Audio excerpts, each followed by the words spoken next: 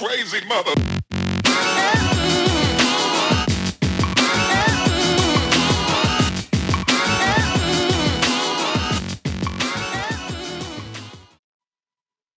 Welcome, NattFitness family. Thank you guys so much for joining me today on this time, quarantine edition, the NattFitness method. As you guys know, we have been in quarantine for going on almost 6 weeks now, and it doesn't seem like life is getting any easier. It sounds like there's getting more challenges. So with this thought process in mind, I wanted to make sure that, again, with inviting you guys to the show, that you are here because you are seeking. In your seeking, I'm really hoping that you guys are looking for tools and strategies on how to basically take your life up.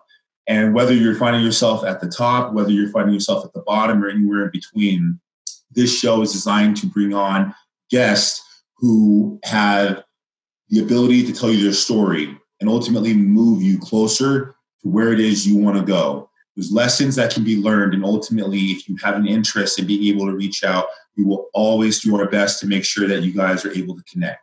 So having said that, I would love to take this time to introduce my guests, starting off with a very fascinating history in cars and automobiles.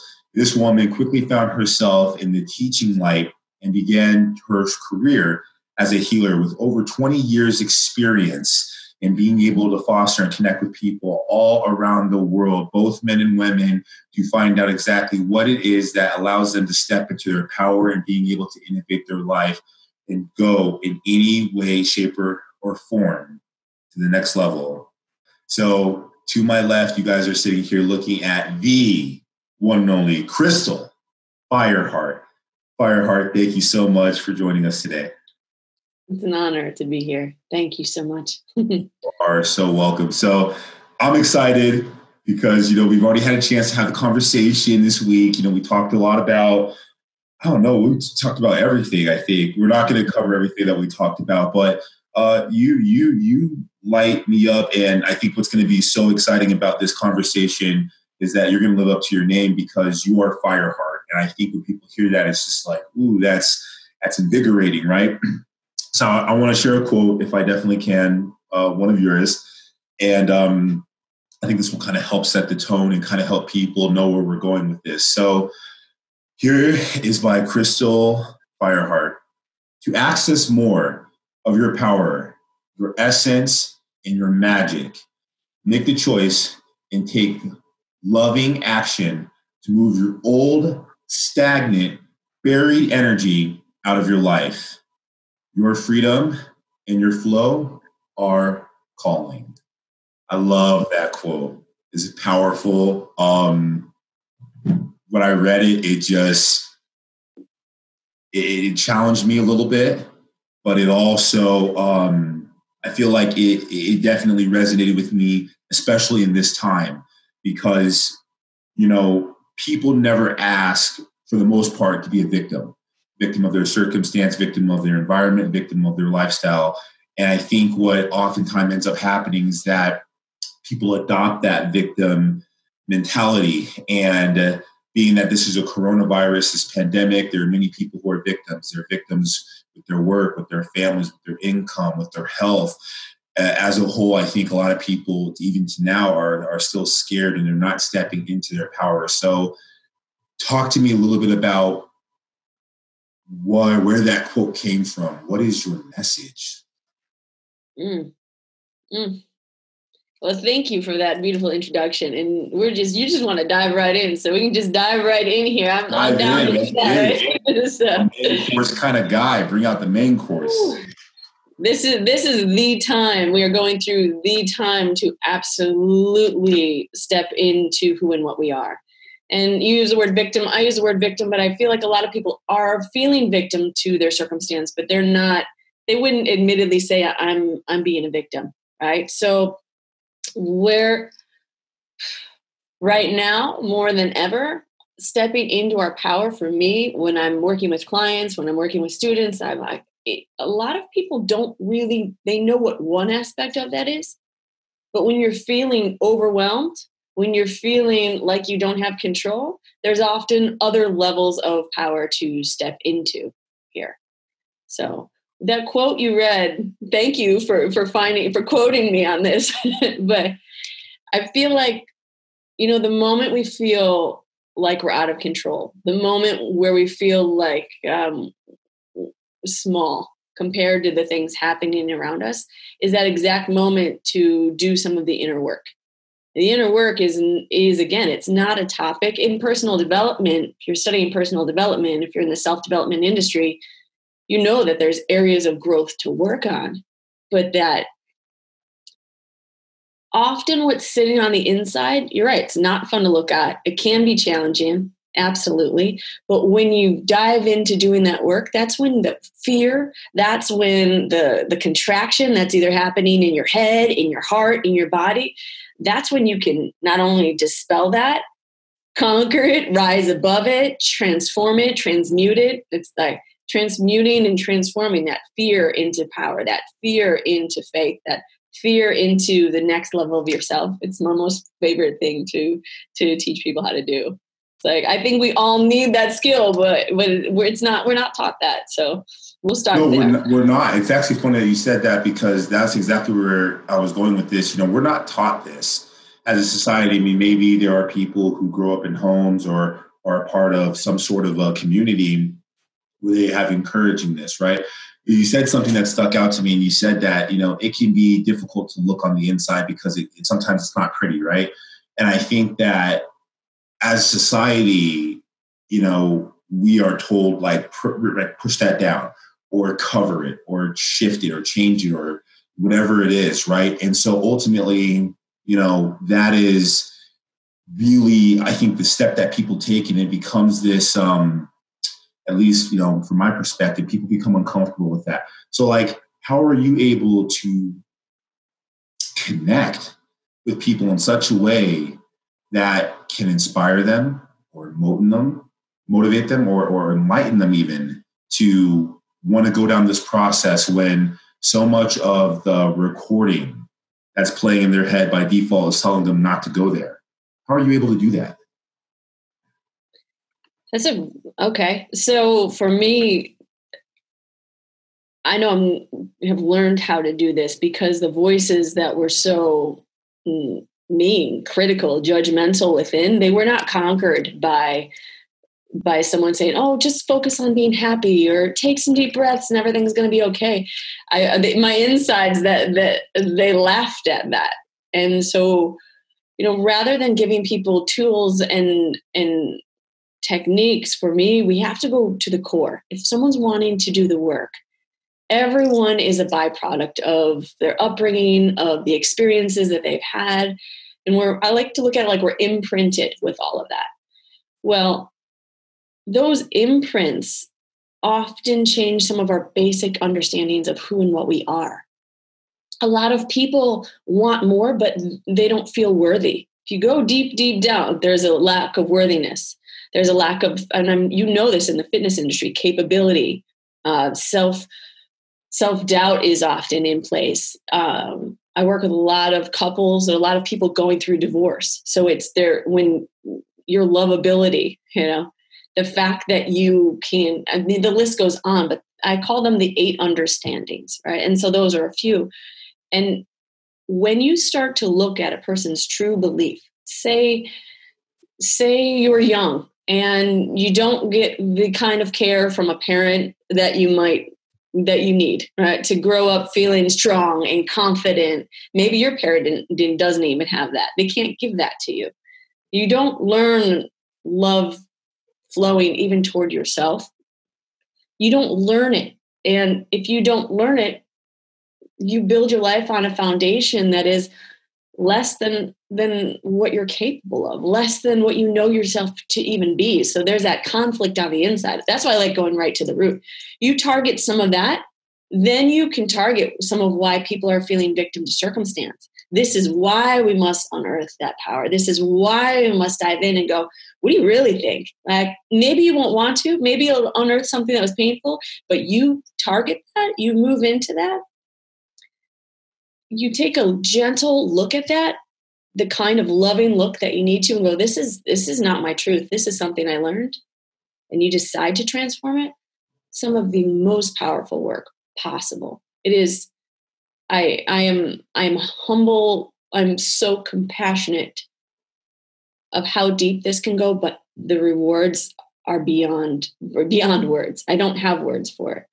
No, it's awesome to hear about, how you basically analyze that process and how you're able to not just communicate, right, convey exactly what it is that, you do and how to get people in touch with, this process of being able to open up, and then how liberating that might feel, or how scared people might be, or how honestly difficult, like that friction of like, no, don't give away, right? But you're able to really captivate people and really energize them into having that conversation.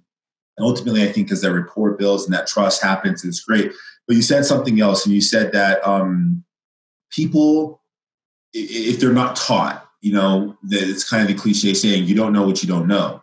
So if we aren't taught, then we sort of default to this programming of how we deal with a problem or how we confront the world as we see.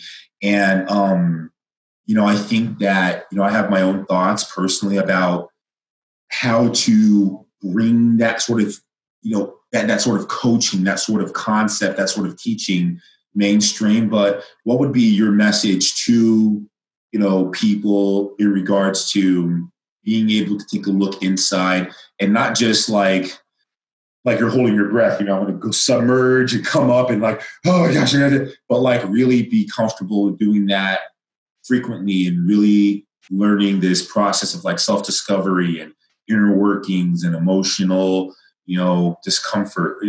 What would be your message to people about that? I would first offer to make sure you offer yourself a moment of compassion. Right? I put it out there. I think it was on my first website years ago. It said, we're not given a handbook on how to navigate life. So I think everyone could use one. And when we look at that, the first thing is go in with a compassionate heart. Go in with the kind of like arm around you that you might give to someone else or that you need, and take a look. But you don't have to take a look on the ground floor. I like to pull back and take a look at the situation from above. From there, you look at it, you will move through some emotion, but from a higher viewpoint, the emotion doesn't need to be there. And you can say, okay, wow, my ability to show up for myself, that's a kind of a weak muscle. All right. And just take note. By all means, there are so many people out there that help others navigate like I do, whether they're coaches or, people that work with the mind. There's different forms of healers that help people dislodge and move things from the inside that you can't really see, but are there. It's in itself a vocabulary to understand. It's learning about your energetics. But that's what I would do. Since you're asking for like, what would you do? I would say first offer yourself that compassionate moment to just know that you're not supposed to be like, that we are here to grow and evolve. And that is not something that people talk about. We're so shameful and so judgmental on ourselves because we're not, quote, perfect. Well, that's the point. We're here to grow. We're here to learn. We're here to evolve. But we're not taught how to do it in a way that is constructive. Many people aren't. We're just taught to hide it and feel ashamed about it. No, that's where a lot of the Fireheart comes in. I'm like, let's be real. You want to work on this? You can, you want to train your body on the outside. You got to train it on the inside. You want your life to look pretty on the outside. It's got to look pretty on the inside. It's if not as more important, because everything you do on the inside reflects your energy in your outer world, reflects what you magnetize in your outer world. It is. I get all riled up talking about it because it's so needed and it's not talked about even from when people are young. Oh, you're absolutely right. Listen, I talk a lot about transformation, and I think that someone can be excited about a physical transformation. There's nothing about that, right? I mean, they want the physical transformation because of how they want to feel on the inside. But I think that the directive is backwards. you want to transform the outside so that you feel better about yourself on the inside, when in reality, you need to focus on yourself internally and then push it out, because you said so yourself. You could have this cathartic and chaotic outbringing in your life by interpretation, no judgment, but to a person, they could have this lifestyle that is just in disarray, or maybe, they don't have abundance in relationships. Maybe their finances, maybe they struggle with something that they heard from a spouse or a sibling or a teammate years ago, and they haven't been able to release that. And it seems like the consensus is to just push it down or cover it, or use materials, use title definitions and recognition as a form of status to like hide from it, but also to cover it from others. And the reality is, you're basically saying, go in and do some demo, break the outside to get to the inside. Go in and not just, but in that, don't be negative, be forgiving, be understanding, be I don't want to say fragile with yourself, but be kind to yourself. And I think that that's definitely a message, especially for men. Not picking on us, of course, but I think that, there's many times playing sports growing up, and I'm a competitive person, where it's, oh crap, shit, I should have did this, I should have did that. You messed up. You need it. And it's fine because that works for me. But I think when you adopt that, and the verbiage is always cynical or it's always bad, it doesn't, you just know reprimandation. You don't know about putting the blocks back together. And so you so eloquently said that. And I want to bring that into what we're going to be talking about a little bit later with the pandemic and how people can utilize that. But as a whole, we're kind of having this conversation about fitness. I want to talk a little bit about fitness. You have a great relationship with fitness. I know that, your interest to become healthy and become the strong, empowered woman that you are, and to be an evangelist for health inside and outside, it didn't start out that way. You're coming from a place of experience. So, I know that, we talked about you being in your 20s, but what happened prior to that? What was sort of this initiating within your own transformation that started that avenue? Okay. You want to go deep? All right. I'll open up and go deep here. This is a really good segue of what we were talking about, because all I learned growing up was this idea, and it's a pretty big shift we're currently going through right now in the world. But this is the idea of power over versus power of. Right. So when I was younger, or I looked around, I was taught, I saw everyone around me approach this with power over. I'm going to push down my emotions. We're going to consider our minds separate from our bodies, or push our hearts out of the way, suppress things with food or alcohol or drugs or things like that. Everything was about control over. So that's what I mean, power over. It's like having control. I need to control this. And right now, my heart aches when I see people trying to control themselves tightly that they're separated within. And then they're wondering why life doesn't work well. Right? They're wondering why they're having drama and issues all the time. A lot of my male clients, men are not taught. A lot of men have not been taught to honor their emotions, to honor their feelings, just power over them, power through.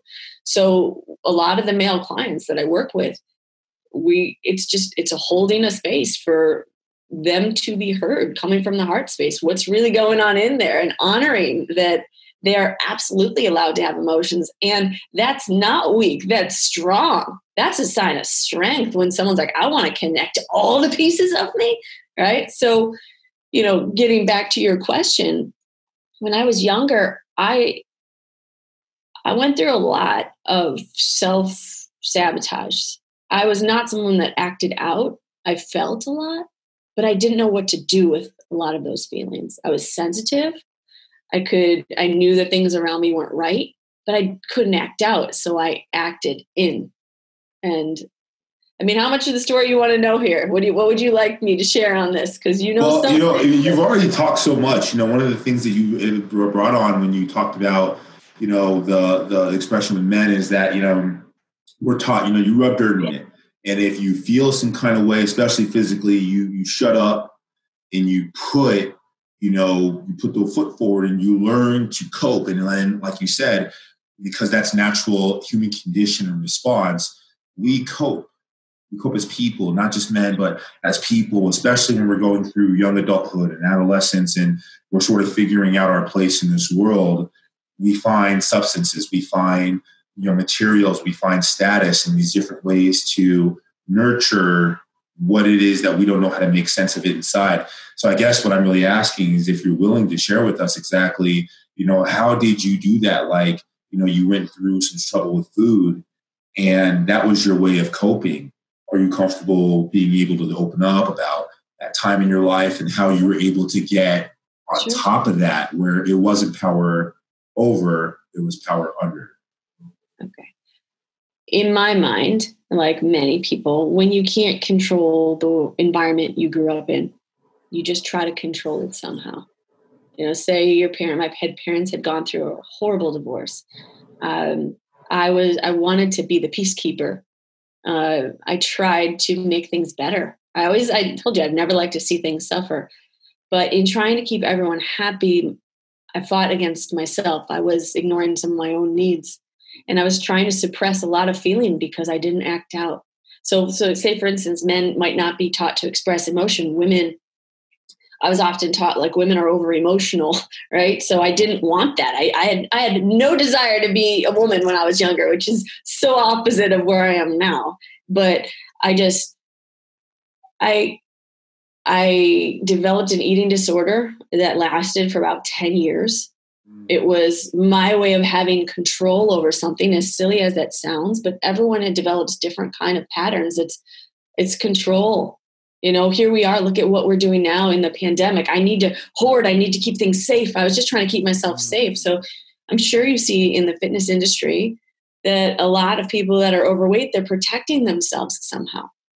Years later, I had gone through school and I became a massage therapist, and my specialty was learning how to heal scar tissue, like opening scar tissue up. Well, you start working on bodies and you realize that a lot of what people are holding in, a lot of the diseases that are present are beginning with a hard emotional start, something that wasn't right, that, contracted us and begin making us move in a way where we kept our truth in. So for me, I didn't want to fight against anyone, but I needed control. I did not like my body. I didn't want to be in it because I felt so much. I was sensitive to everyone's energy around, which later on now this is that double-edged sword that I've learned how to use, but I'm still sensitive. I'm still had to learn how to work with my own energy. It's not what we're taught when we're young. And so, I had felt so much that I completely was into years of self-sabotage. I didn't love myself. I was super judgmental. I was never enough. I had an eating disorder for 10 years. I was a cutter at one point. I started dating a series of emotionally unavailable men because I couldn't even hold my own emotions. I did not know how to nourish myself that way. And the Fireheart medicine inside of me is a huge advocate. Any gender being able to learn how to hold yourself with a wild strength and a wild gentleness at the same time. And that's because both of those components are absolutely needed in balance to be able to be in this world successfully. That I can say with a knowing word it any way you want, but that is it is like the key formula, and it's very simple. It's not power over, it's power of. Like, yeah. Understanding everything is interconnected. You feel a certain way, don't bury it because your body's trying to tell you a message for something else.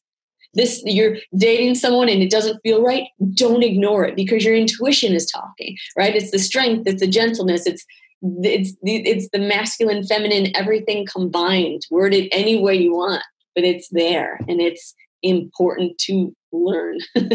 So I think what you said, and thank you so much for being so transparent. and so honest about your past. The reality is, I think I don't think there's anybody walking the face of this planet having gone through, the lifetime at whatever age they are, who hasn't felt a part of what it is you're talking about. And, the start of the conversation, we sort of talked about, you don't know what you don't know. And as a result of that, there's consequences because you could go through the life and then cultivate these patterns, right? And then those become the governors of how you live, act, and think. And, to this day, regardless of age, especially when people get older, there's this, that you see it, and without judgment, you see people abusing alcohol or having eating disorders or self-loathing or not loving themselves or saying cynical things or being dissatisfied. Those are all things that we see on the surface, sometimes more than others. And at the end, what I love what you said when you were massaging people is that it all starts with something emotionally. And so it's funny how backwards as a society, as a people, we get it. If I walk outside and I fall and I break my elbow open, immediately I holler or scream, but the consensus is, this guy's in help. He's a victim. We need to get him some care. And we all, really kind of harbor together to solve a problem. And we can see that, the blood and the, potential of infection and functionality of the body, all of that could be at risk. But what's funny about like what you said regarding enlightenment or education is like, we're not taught that. So as we go through life, we damage ourselves the same way internally, or maybe something happens to us that damages us. And because we don't know how to resolve that, we're told, and in society says, well, you don't want to be the person with the screw loose, so you don't talk about it. And then you wonder, where does an eating disorder come from on either end of the spectrum? Where does substance abuse come from? Where does dating, in unfulfilled relationships or staying in a relationship that could be verbally or physically abusive? Where does, damaging your body, come from? And again, I like that you said that because, we're not supposed to, as a species, but more so as a people, be living in that way. Things do happen. And there are unfortunate circumstances, but that's what makes humans ultimately. And I'm stealing this from a really, really, really powerful mentor of mine named Tom Bilyeu, but he said that we are an ultimate adaptation machine, right?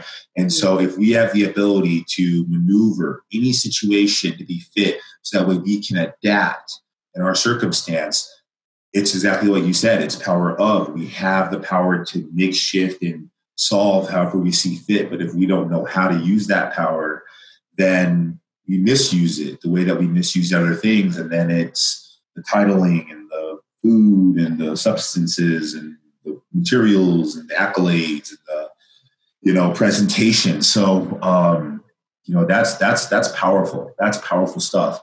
Well, obviously, you are a very strong and very fit individual. So talk to me about how you became fit. I know that you had an interaction with your Mary godmother, but as a whole, prior to meeting her, how did you first take the start to get into, fitness and health and being able to get on top of your life?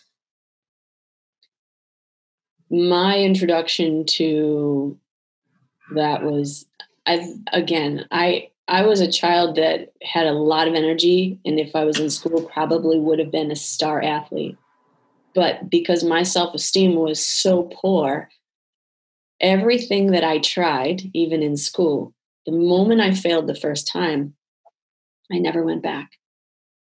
And so when I see people giving up now, it just breaks my heart because, you don't want anyone to repeat the things you did. If you help them, especially, if you're out there.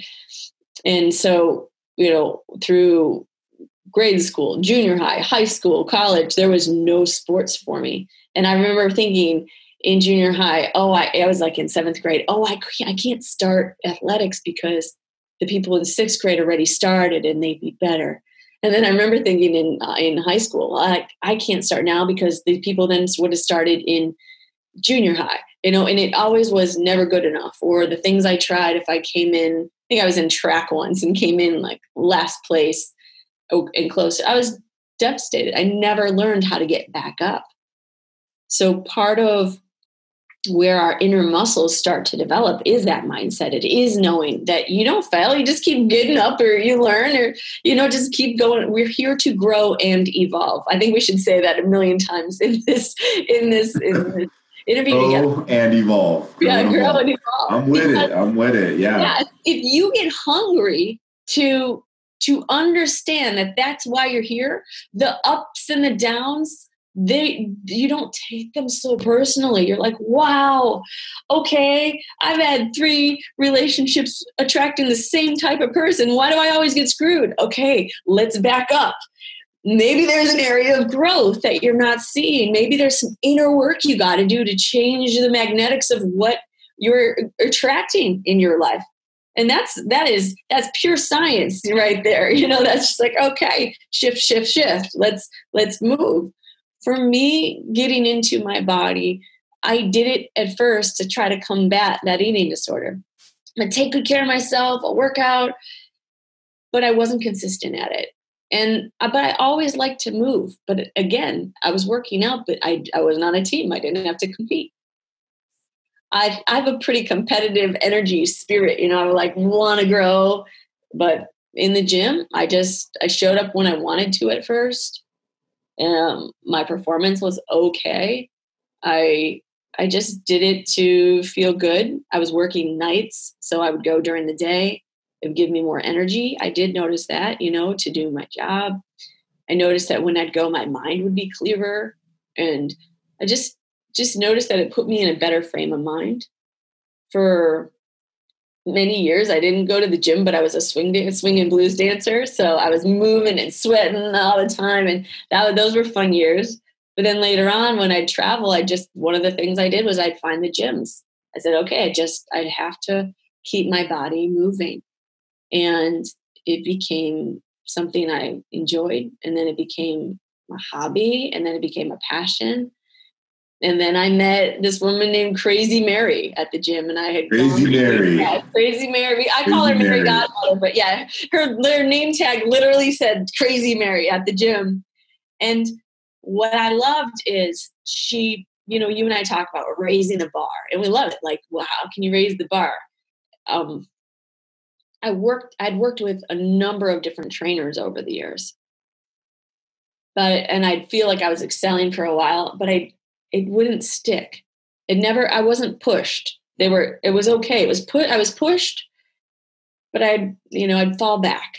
Crazy Mary is a woman in her 60s, and she's got a loud voice, but she was the kind of person that I needed when I was younger to say, get back up, try again. And I remember telling the trainer, like, oh, I don't want to step onto a box, or I don't want to jump on a box. And he was like, oh, okay, we don't have to do that. Or like, I don't want to balance on a Bosu or something like that. He's like, okay, we don't have to do it. I get to Mary's class, and it was a group fitness training class, right? And she'd be like, get on the box. And I was like, oh, I went to the bathroom crying half the time because I only started to learn this in my 30s, and I'm like, what the heck? But she would be honest. She'd send us messages at night going, which class are you showing up to in the morning? The 5 o'clock, the 6:30, or, the 8. And you had to answer. It was someone that had kept me accountable more than I was keeping myself accountable. That is what I was doing in my coaching practice, but I did not have that in my fitness practice. I was able to hold others, and working with them. Like, if people wanted accountability, then boom, let's do it. Let's go. And then I watched people increasingly get better. I never had anyone to hold me to those standards. And so meeting her was about 3-4 years ago, completely changed my life. And now she's gone on, she retired, and I'm still showing up 6 days a week, working hard in that gym. And it's a whole different game. You know that. You know how that goes. Absolutely. Well, fitness has done so much for you. You can see it in your expression. You have a very strong physique. You have a very strong mentality, and you give so much of your energy and your insight to so many people, but it only seems to be more empowering and more strengthening because, you have this way of showing up for yourself, and you've mastered that, 6 times a week. So, your gym, and your relationship with a lot of your community members at your gym is a very strong one. Talk to me a little bit about the circle and how you found out about the circle. The prayer circle? Prayer circle. Oh, man. All right. Well, I didn't find out about that. I discovered it. Yeah, that was something. So, okay. I get up early, 4:30 in the morning. And so by the time I get to the gym, it's about 5. It's dark. And I parked my car one day and I'm walking in and I see these 2 guys, it's 3 guys huddled out in the dark. And normally I'd walk past that. I'm a woman walking in the dark up to 3 men, huddled up. You don't do that. And so, but I looked and I was like, And I saw them and I'm like, they just finished. And I was like, are you guys praying? They're like, yeah. I didn't. And I said, oh, I want to pray too. I thought that was the coolest thing. I'm like, all right, let's go. Let's set it. I'll get the workout in. I'll get the prayer in. And then the day will be set before the sun comes up. And a couple days later, I saw them out there again. And I ran up, inserted myself into the circle. I was like, I'm praying with you guys.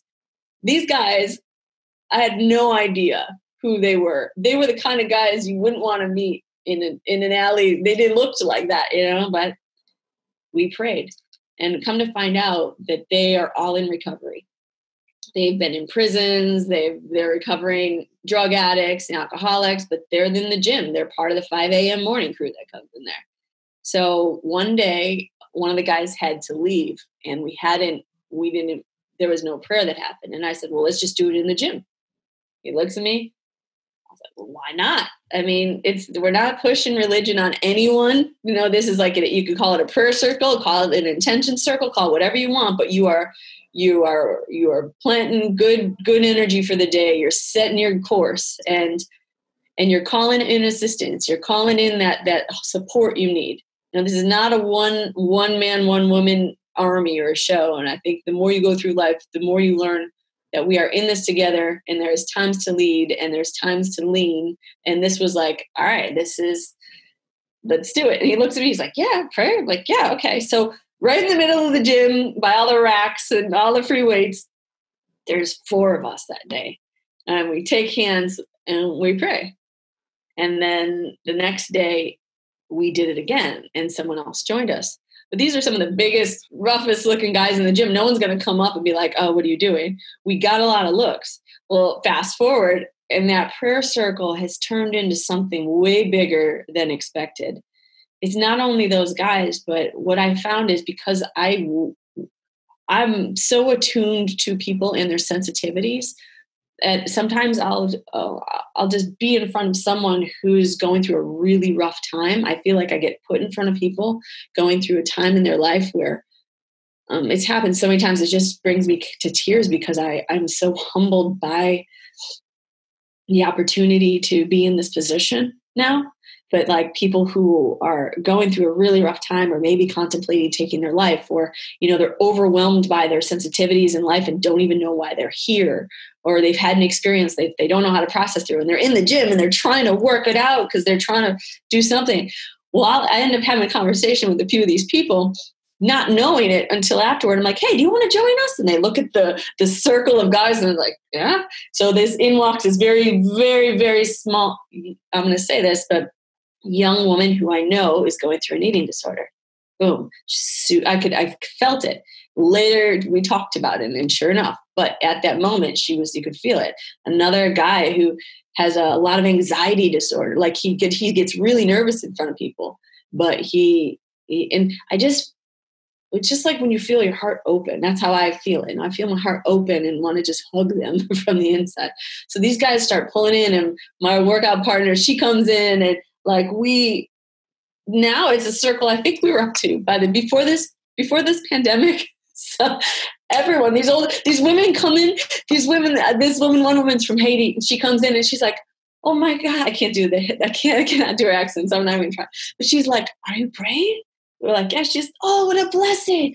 Can I join you? So we have women in their 80s, women in their 60s, people in their 20s, all from all different places. And we had 17, maybe 18 people, hands in, everyone, some people pray into the circle and we just take it in every day and set the intention, and you feel like you've just opened something at the gym. It's palpable. I get goosebumps each time. It's like, we're right on. You've changed the day. You've set the grid. You've just put out real positive energy to the whole gym and beyond. You're blessing it from the morning until the end, and it's filled with grace. It's just filled with grace and filled with strength. I can't get enough of it.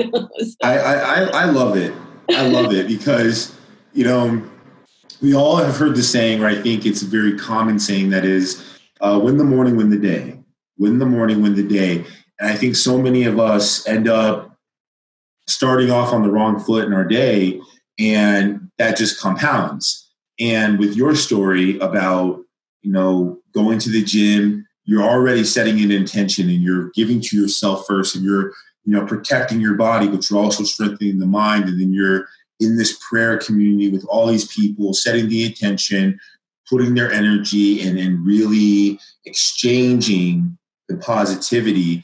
It's like you could almost do a science project and look at the lives of these people over the next 4 hours, over the next 6 hours. And that doesn't mean, I'm not inferring that they go through their life, or as you go through your day, that there's no problems. But I think there's a huge difference when you go and put in on your body, and then you're able to emotionally and spiritually set the intention. And keep in mind, like I love that you said, whether you want to pray to God, whether you want to talk to the universe, whether you want to be in harmony with good people, whether you want to set an intention, whether you want to give thoughts or gratitude, to the world, to people, whether you want to acknowledge, whatever that is, you're sending out a good vibe. And I think you're programming the subconscious part of your mind to go out into the world, be an advocate for what you just did, not just because you're in the gym now in this hour or hour and a half, but above and beyond. And I just say that I have a hard time believing that that's not an extremely powerful compound effect, or that doesn't completely, ignite people in the right way.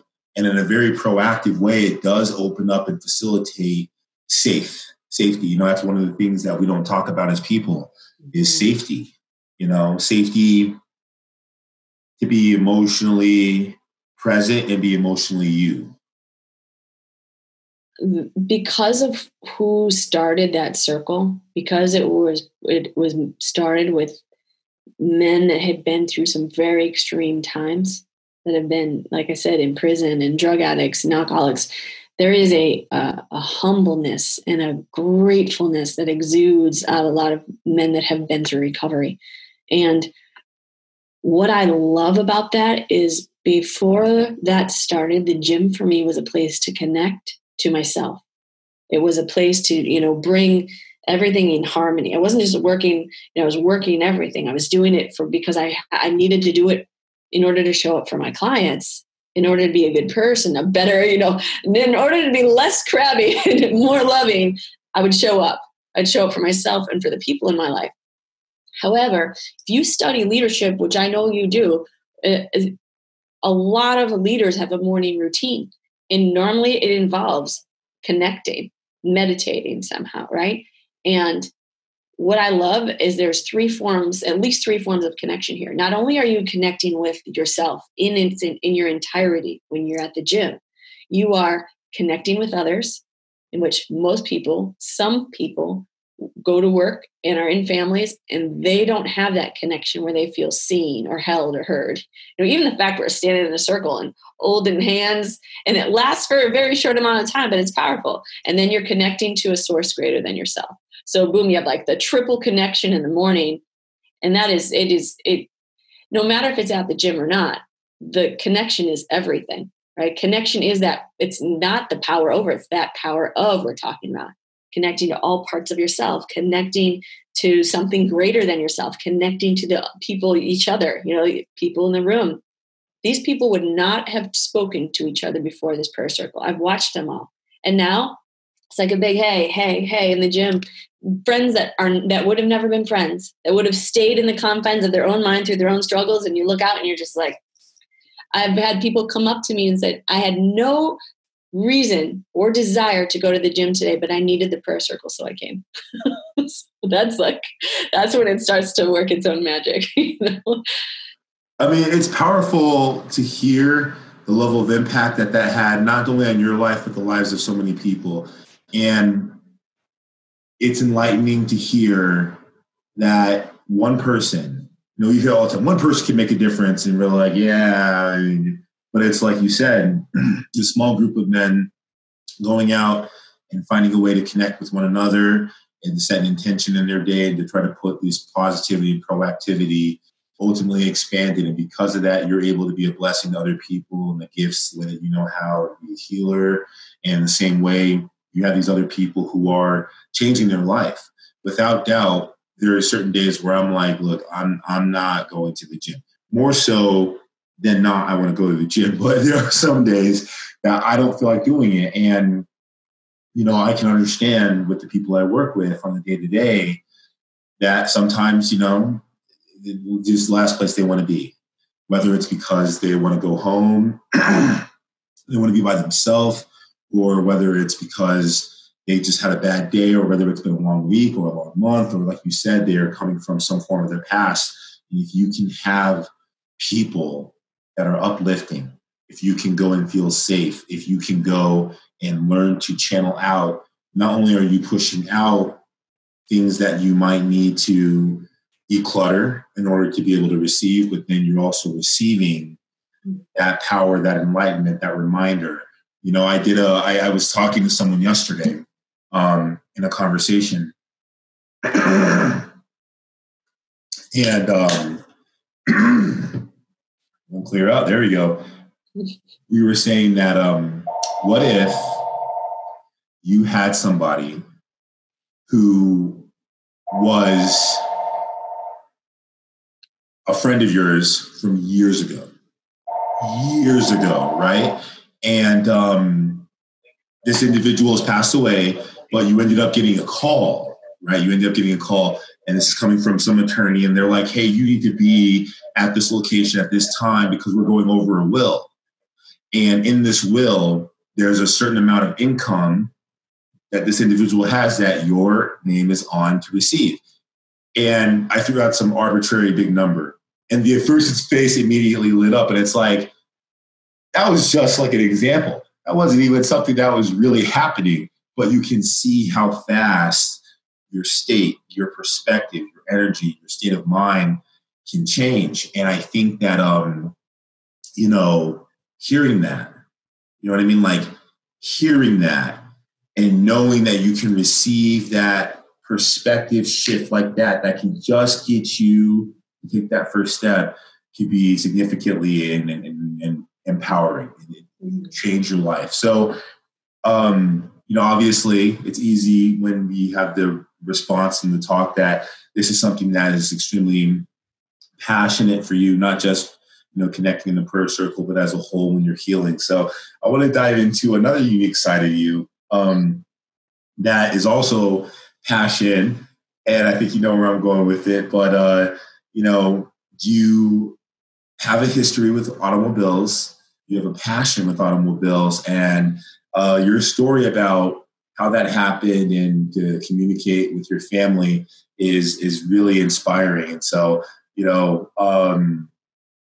I want to hear about, everything that has inspired you to have such a fascination with cars, how you learned about them, and really how that started with, your favorite muscle car, which is the Chevy Nova, and your supercar, the McLaren, which are great cars, right? But you have such a look at how happy you are. See how you're just like right. So talk to me about that. Yeah, how did that come to fruition for you? Just even talking about cars, those things that just make you go in life. That's all we gotta do. Just talk about that. I definitely have a heart for like a finely tuned engine. Like so here's the background of it. And I've shared some of this with you, is that on my mother's side, my grandfather, who I never met, was a race car driver. On my father's side, my grandfather, but my great grandfather, they were all into the auto business. My grandfather started an auto body shop with my grandmother as the secretary. My father took over that business, and my stepmother, they're both current in this business. So we have a long history with this. My uncle, his brother, has been rebuilding cars forever. And you would think that if I grew up on it, that's why I love it. I think it is. I mean, when I was a young girl, I had an equal collection of Barbie dolls and Matchbox cars, and there was no winning over any of them. But I still to this day, actually, I have my Matchbox car collection. Right? I mean, it was like really? I do. Okay. Here's a far out question. If you had to put a number, how many do you have? How many did you collect? Oh, okay. So I have to figure this out real quick here. There's probably about 75 cars still in my collection. Because there's this case, they fit into the case, and there was 6. I could draw it for you, but it would take forever. It's all like they're in there. I just found it. I got so excited, But so I grew up around cars. I was not encouraged to learn about cars, but that energy has been inside of me. So when I was in my 20s, I come back from living out of the country. I needed some money. I was working a few jobs. I was a server at a restaurant. And then I started working in the mechanic shop next to my family's auto body shop. And I got hired in the front as an office assistant, and I'd beg the guys in back, like, teach me about cars. And one man did. And I started learning. And then when he moved shops, I moved with him. And I will never, ever forget the day that I walked into my father's auto body shop with my mechanic jumpsuit on, full of grease, with a big old grin on my face. And he just dropped. I don't think he understood I love cars that much until that moment. And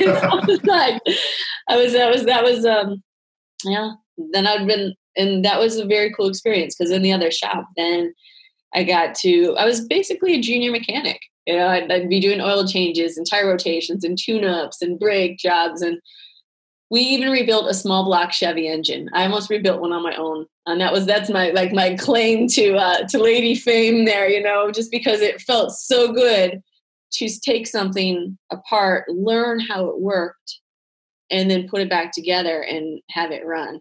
And so is that where the love for the Chevy Nova comes in? Because you built a Chevy engine, and now you gotta Okay, all right.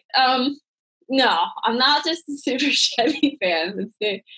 My love for muscle cars I love them since I was young. I would go to car shows. I still go to car shows, but now it's shifted a little bit. So the Chevy Novas, I loved Novas. I loved Camaro. I love Camaros. I love Novas. Love between like 69 and 71 or 68 and 72. There's the longest window there. But some of those cars are drool worthy. I love how they're made. I love how some of them look. And to me, it's art. To me, it's I go to those kind of car shows, but then where the McLarens come in is the high performance vehicles. Yeah, the high performance, the supercars. I've driven my fair share, or been in a car of my fair share of muscle cars. We talked about my dad. My dad had a Z06 and the Corvette. I thought that would be the Stingray would be your favorite. I was wrong, because the Chevy Nova, I would not have guessed that. A good friend of mine has a Roadrunner, and that thing, I mean, I've never been in anything with that kind of torque, with that kind of power. But, I've driven some supercars too. I've had the privilege, both from the same guy. They weren't his cars, but he let me drive them. So God bless him. But it was a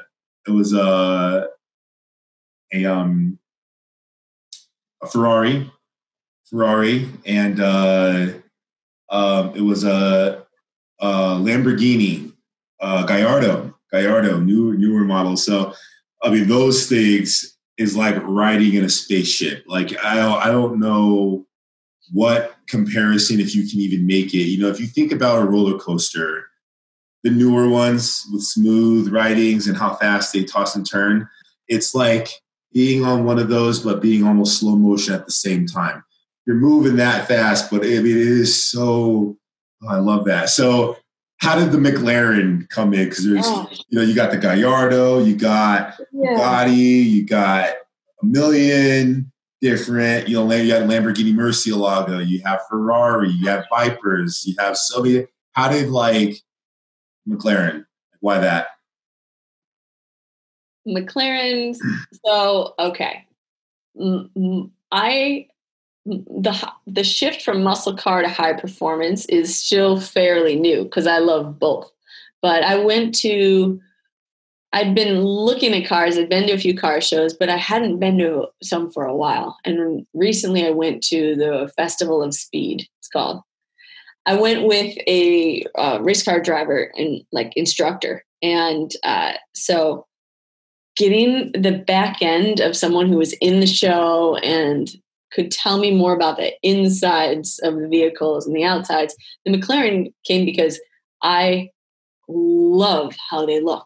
I love how they look. They had one on show, and it started off as a joke. This was funny, but there was an indigo McLaren, and my hair was indigo at that time. So they were saying "Oh, this is your car. This is your baby." But anywhere from the way that the intake comes in on that car, the way the back, even the exhaust. I mean, it's so beautiful. I can't get enough of how these cars are made and how they're put together. And so that there was the circles of Lamborghinis and there's circles of Ferraris and the circle of Porsches and you name it, but the McLaren stole my heart that day.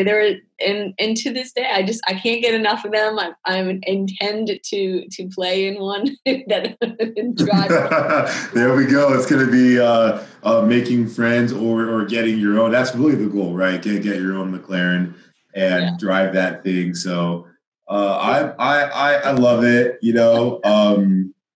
I love the history about the family being cars, and I love that you gravitated towards that. I know what that's like. My dad played pro ball, and I wanted to follow his footsteps for a long time, but you really went in and absolutely fell in love with it. So I want to shift gears really quick because I know that we are, blowing through time, which is great.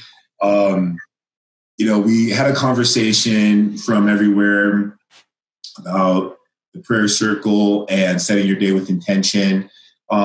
Your history, about, how you really came to be a healer and loving yourself, but how that was really born out of a broken egg, right? You had to learn to cultivate these strategies in order to be able to, become the woman that, and the leader that you are today. And then when you opened up and started talking a lot about power and when you're connecting with people, how, you're able to bring the best out of them that we learn. And there's this saying, pressure doesn't create weakness, pressure reveals it. And so if we begin to constantly and frequently think about pressure as a whole in a society, I think what ends up happening is that, we have this pandemic, right? The world is almost, has these worries and they have these things. And because of that, and people aren't aware of what's happening inside, that pressure is pushing so much that those things are surfacing. And I think that because, like you said, people don't know what to do with those emotions because they haven't been taught, they react to them. And hence you have the panic buying. I think you have the binge eating. You have, all of these different things. You have the worry. And a lot of these people, and I'm not, picking on people or communities at all, because you have a lot of scared people. You have people who lost loved ones. You yourself, which I know we're going to hear from in a second, have 2 family members who are facing this, right? Or have faced this. And one's a, brighter story than the other. But in addition to that, there's almost a message behind why this pandemic happened, why we like to think that the world was on pause. And I want to hear from you a lot about how you personally were affected in your family, but also, what your take on this really is. Okay. So, yes, I currently have one family member in the hospital who's hopefully going to come home. I have one that is home who seems to be doing better with the virus. And then I have the patriarch of I had mentioned my grandfather had passed on my mom's side, but the patriarch, his brother, he passed away from COVID. And so that's been how that's affected my immediate family. And that hasn't been easy. Death is never, it's not easy to lose people, to unexpectedly or not in a timing that seems fair sometimes. But everyone's doing okay. It's definitely pulled us together tighter as a family, and we're just working with what's on the table. We're just working with what's there. As a coach, as someone that helps guide people through transitions, this is a big time of transition. So I look through that lens. I really do see that we are going through a time of where we have to pivot both internally and externally in order to meet our greatest success here, which means, no one likes to feel out of control. I don't care how great of how well studied you are. The moment someone takes something from you that feels like you weren't ready for that thing to leave, the moment something happens unexpectedly where you feel out of control, that is where it's really important to have a good skill set to use. And no one saw this coming. So now we're faced with what to do. A lot of what the pandemic has revealed is brought out is fear, has brought out some of those things we talked about in the beginning. People aren't used to having to pivot and shift so quick, or they don't feel like, wow, I've stuck with this career for a long time. And now it looks like my big, huge dip financially, the market's just, everything's changing very quickly. And I see this as a huge opportunity.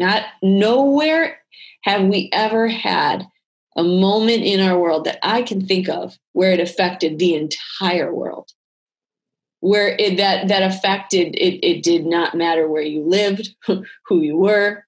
It has affected everyone in some way, shape, or form.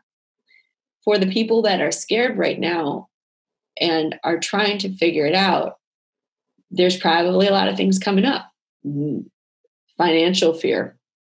A lot of relationships have been very revealing now that people have been home together, that maybe are married or, that are realizing, wow, and they've done some great bonding work. Or maybe there's couples that are realizing we're not a good fit anymore. Right? A lot of families are having to shift because now kids are home.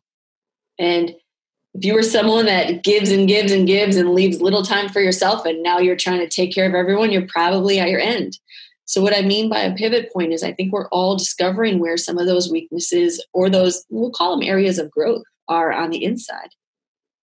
If your relationships need strengthening or need a shift, you're going to know.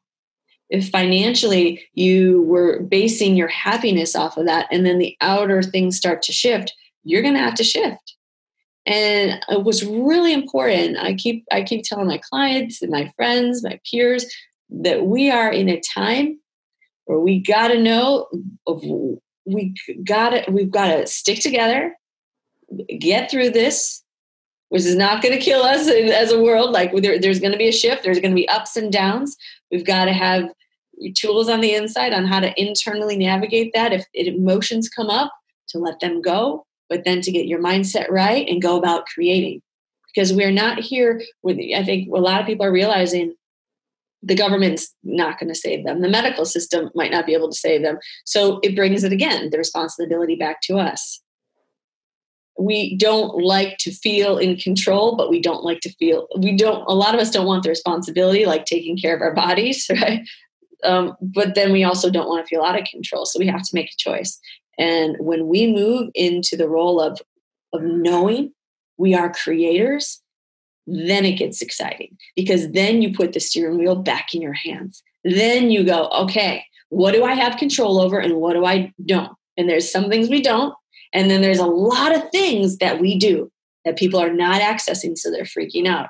So to not let those emotions overwhelm, but to take the wheel again and go, all right, I am a creator.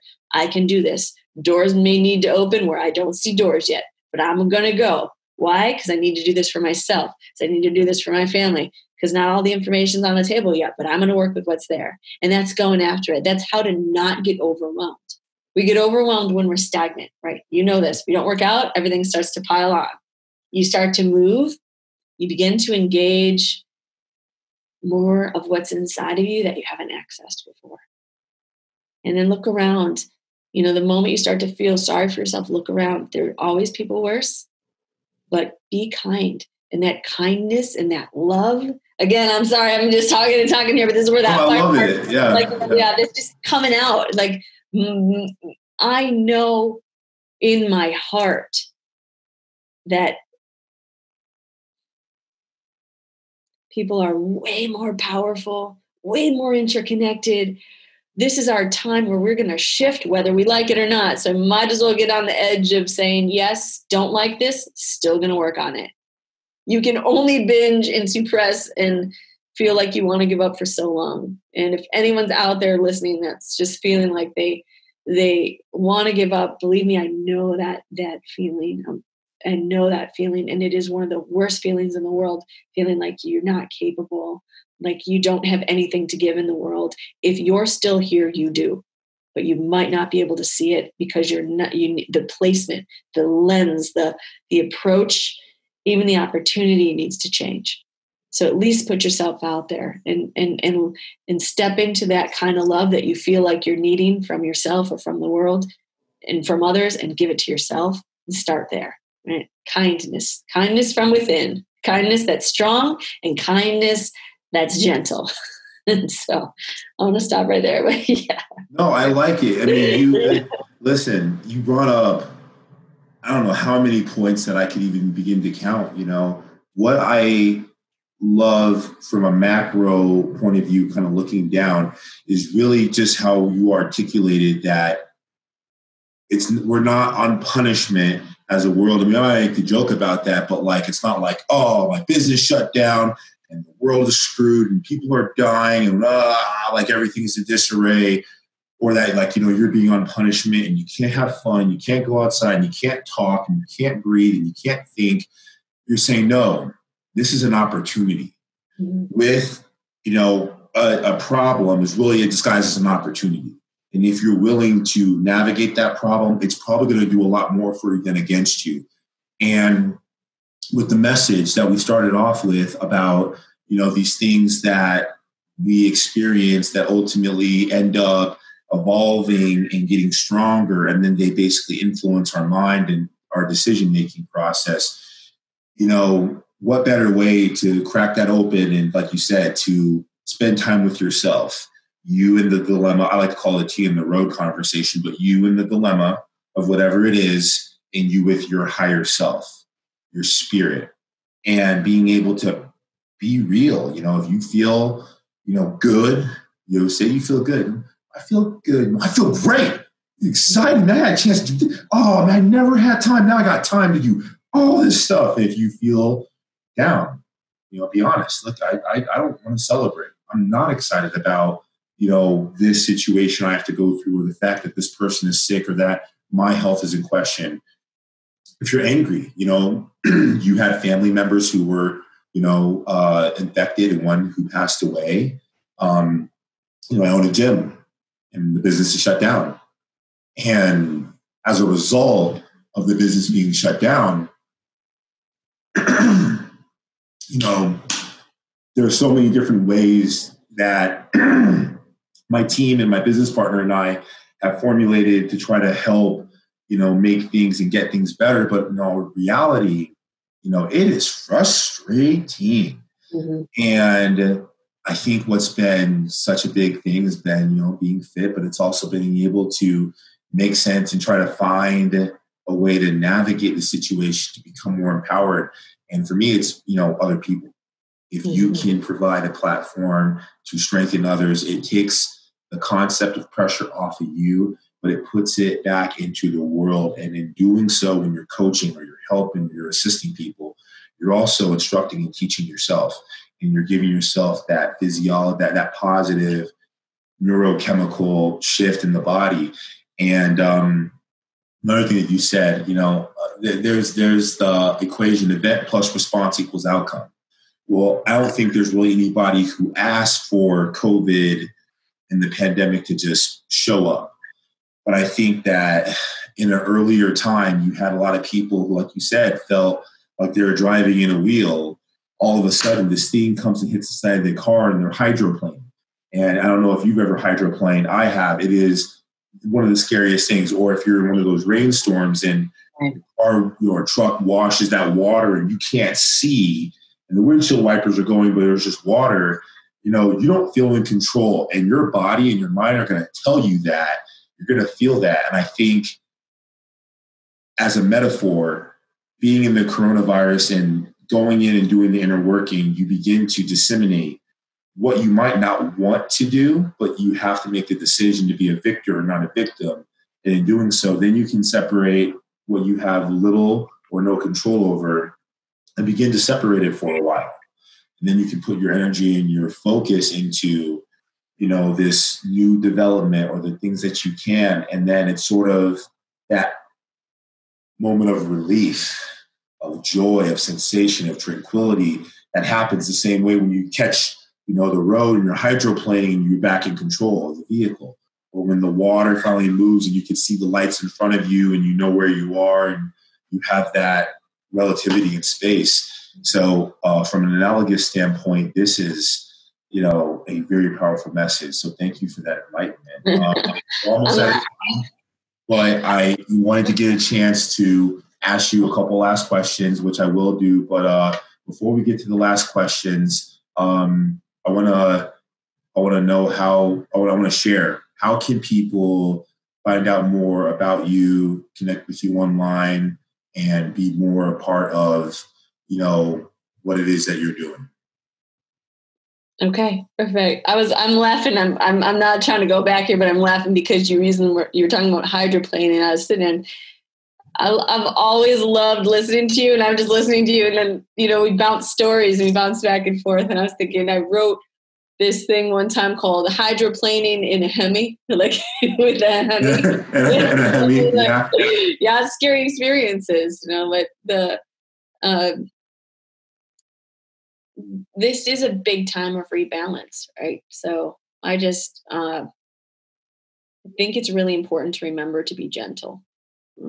But be gentle, but be focused. Keep focusing high. Keep focusing on, not low. Like you're looking down, you can't see straight. You're looking at problems, you'll never see solutions. This is our time to join together and move with a solution-oriented mind. We are here to create the world anew. And I think of a lot of people who were driving their cars and really thought about the cars that they were driving before, that energy. I'm just referencing like the car. You were probably driving with one part of your life out of balance. And maybe instead of this being a horrible time, asking yourself, wow, I'm being rerouted, as is the world. So I can't say it's just me, but how can I take this time? Use the word opportunity. How can I take it as an opportunity to create, as an opportunity to heal what was broken to begin with, as an opportunity to do some of the inner work so I can go out and get a job I love versus one I'm just showing up for because it brings me home money. It may take work, but that's where, you and I love talking about getting hungry. Get hungry. Why not? Why not? So. No, you got to get hungry. I love what you said. I'm going to try not to butcher it because you said it so beautifully, but if you're looking at the problem and you can't see the solution, it's very poetic. I like the way it sounds, but that hits hard. It hits hard for me. And I like to think that I'm in a pretty good place in life right now, even with everything going on. But man, the message to the masses and what that means in someone's life could be different, but at the same time, it really, it's not that it's not unique, but it's not incredibly difficult to understand because I think everybody can resonate with that. So I love that. I love that. I think I off-tracked your question, though. I apologize. It was just How can people find out about you online? Where can they follow you? Oh, great. Brilliant. Thank you. So the best way to find out what I'm doing on the current is both on Facebook and Instagram. I'm under Crystal, and that is CHRYSTAL, Fireheart Cubis, KUBIS. So that's that. You can look me up both ways, and I love meeting new people there. So that, and then I do have a website at crystalcubis.com, and those are the best ways. We'll stay in touch, but that's the best way. And I'm about ready. I'm getting ready. I'm very, very excited to be.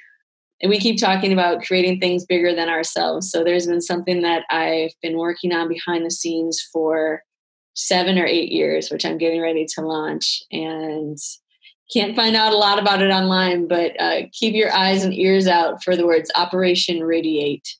And you'll see. So if you track me on social media, you'll be able to find it there. And that's awesome.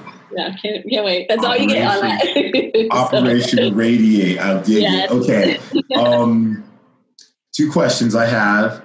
We're going to go speed round on this one. What is your message to the world about power and developing yourself, both on the inside and the outside, when it comes to spiritual or emotional development and your fitness? I would say kick fear out of the driver's seat. Of it. And really know that this life is yours to enjoy and to go through the ups and downs and to get knocked around like the rest of us. And that is not easy. If anyone tries to tell you that it's easy, they haven't lived. They haven't lived. So in terms of power and spirituality and emotions, there's nothing to be afraid of there. Closed hearts and closed minds are full of judgment. And when you decide to have the strength, when you decide to strengthen any of those muscles, and much like the gym, just keep showing up and doors open and the prison walls seem to fall away. And sometimes you can feel it, and sometimes you just got to keep working. And one day you realize that the bars are gone. Just like the gym, right? You hit little goals and big goals, but with a lot of the spiritual stuff, a lot of the emotional stuff, that is sometimes it's hard to gauge. It's hard to gauge because some of it doesn't feel tangible. It's an inner gauge. So I'd say from spiritual to emotional to even how you handle yourself at the gym, understand where you're at. Check your gauges on the inside. Where's your fuel? Where's your inspiration? What are you learning? And what are you letting go of? If you hold on to those 4 questions, where's your fuel? Where's your inspiration? What are you learning? And what are you letting go of? And you constantly ask yourself that, write it down, go after it again, write it down, go after it again. You should be in touch with all those 4 all the time. If you do, you are set for success. You are set to win. You are set to become your greatest self. Love it. I love it. Well, you answered the second question already, which is how can people step into their greatness? And I think that you hit the nail on the head. And so, that's our time. So with that being said, I want to do one last thing. I want to acknowledge you. Chris, I want to acknowledge you for taking your time to come onto this platform and have a word with everyone to, tell your true story, to convey your truth, but to also give us your years of experience in this world, from the laughter to the joy to the pain and the everything that we run from, and to do it all out of a place of love and really to empower people. And you're a healer. not just in the sense of the word, but also in the practices of everything that you do. And I am so grateful to have had you on the show and to be able to hear this, as well as for your friendship. So thank you so much for your time. Absolute honor. I am so honored to be on here with you, and full support of everything you're doing. You give and give and give, and you show up, and it doesn't go unnoticed. I think when you give, you recognize people that give. And thank you for this opportunity. Thank you for your interest. I'm here. I'm here. So appreciate you very much.